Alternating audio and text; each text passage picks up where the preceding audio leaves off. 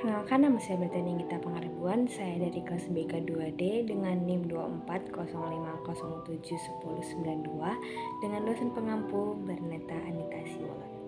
Dalam tugas ini saya mengambil topik dalam komunikasi nonverbal, yaitu komunikasi kinestik, di mana komunikasi ini adalah salah satu komunikasi melalui gerakan tubuh. Ini mencakup ekspresi wajah kita seperti tersenyum ataupun cemberut, gerakan mata seperti kontak mata ataupun melirik, gerakan isyarat seperti melambaikan tangan, mengangguk, dan postur tubuh seperti tegak dan membungkuk, dan sentuhan seperti saling bersalaman ataupun saling berpelukan, ataupun seperti bertepuk tangan. Mana komunikasi kinestik adalah salah satu bentuk komunikasi nonverbal yang paling sering digunakan ataupun diamati dan digunakan dalam interaksi kita sehari-hari. Selanjutnya, aspek-aspek dari komunikasi kinestik.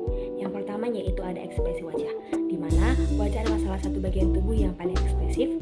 Perubahan kecil pada otot wajah dapat menyampaikan berbagai emosi, yaitu seperti yang pertama ada tersenyum, menunjukkan kebahagiaan, keramahan, atau persetujuan.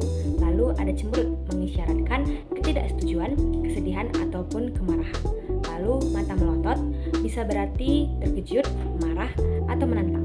Lalu alis terangkat sering menunjukkan keheranan ataupun keraguan. Lalu pada aspek yang kedua adalah gerakan isyarat ataupun gestur. Gerakan tangan, lengan, ataupun kepala seringkali digunakan untuk menekankan poin, menggambarkan sesuatu, atau bahkan menggantikan kata-kata. Contohnya, mengangguk, tanda setuju atau mengerti, menggelengkan kepala, menunjukkan ketidaksetujuan ataupun penolakan, melambaikan tangan untuk menyapa ataupun menunjukkan selamat tinggal, mengacungkan jempol, tanda persetujuan atau bahwa semuanya baik-baik saja, menunjuk untuk menarik perhatian pada sesuatu ataupun pada seseorang. Lalu aspek yang ketiga yaitu postur tubuh. Cara kita berdiri, duduk, atau bergerak dapat mengungkapkan banyak hal tentang sikap, kepercayaan diri, atau kondisi emosional kita. Seperti berdiri tegak dengan bahu tegap mengisyaratkan kepercayaan diri ataupun perhatian. Lalu membungkuk atau lusuh bisa menunjukkan ketidakminatan, kelelahan, ataupun kesedihan. Selanjutnya, aspek yang keempat adalah gerakan mata. Kontak mata dan gerakan mata lainnya memiliki peran penting dalam komunikasi. Contohnya, kontak mata langsung menunjukkan perhatian, kejujuran, dan percaya diri. Lalu menghindari kontak mata bisa berarti malu, gugup, tidak jujur atau kurang tertarik. Melirik mungkin menandakan keraguan ataupun penilaian. Lalu mengejapkan mata selain fungsi biologi juga menunjukkan ketidaknyamanan ataupun kebingungan. Lalu aspek yang terakhir yaitu adalah sentuhan.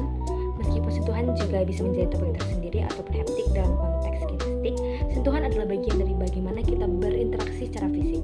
Sentuhan dapat menentukan dukungan, keintiman, dominasi, ataupun agresi. Contohnya seperti berjabat tangan, tanda sapaan, persetujuan, ataupun kesepakatan. Lalu menepuk pundak, bentuk dukungan ataupun dorongan, berpelukan menunjukkan kasih sayang ataupun kenyamanan. Nah, selanjutnya kenapa sih kinestik itu sangat penting? Dimana dengan kita memahami kinestik sangat penting karena melengkapi komunikasi verbal. Seringkali gerakan tubuh dapat memperkuat atau bahkan mengubah makna dari apa yang kita ucapkan. Lalu yang kedua ada mengungkapkan perasaan sejati. Terkadang tubuh kita dapat mengungkapkan apa yang sebenarnya kita rasakan, meskipun kata-kata kita berkata lain. Ini sering disebut sebagai bahasa tubuh. Lalu yang ketiga ada membangun hubungan. Penggunaan kinestik yang tepat dapat membantu membangun kepercayaan, empati, dan koneksi dengan orang lain. Lalu yang keempat ada menghindari kesalahpahaman. Kesadaran akan kinestik dapat membantu kita menafsirkan pesan orang lain dengan lebih akurat dan menghindari kesalahpahaman. Nah, contoh dari kinestik dalam kehidupan sehari-hari itu bisa sering kita rasakan. Contohnya seperti seorang teman kita yang sedang bercerita kepada kita dan mengatakan bahwa dia baik-baik saja.